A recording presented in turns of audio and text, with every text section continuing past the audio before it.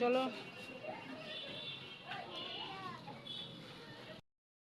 রাখো। তো মহরম আমাদের শাহ মখদুম দরগার সামনের এটা চিত্র। আচ্ছা, মহরমে এখানে অনেকগুলো এই যে স্টল বসিয়েছে রুটির। তো এই রুটিগুলো আসলে খাওয়া জায়েজ কিনা বা খাওয়া যাবে কিনা অবশ্যই আপনারা কমেন্টে একটু জানাবেন।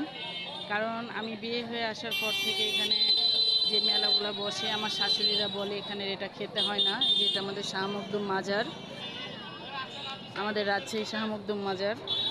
হ্যাঁ, তো এই যে অনেকগুলো বসেছে, এগুলো নাকি খেতে হয় না, এই পাউরুটিগুলো। এই মাসে খেতে হয় না, মানে এই মাসে খেতে হয় না এই পাউরুটিগুলো। এই মহরমের মাস চলে যাওয়ার পরে এটা খাওয়া যায়, কিন্তু আসলে এটা কি মানে জানি না, বলতে পারবো না। আমরা আসলে খাই না, আমার শাশুড়ি এখানে নিষেধ করেছিল। এখান থেকে আমরা কোনো কিছু কিনিও না।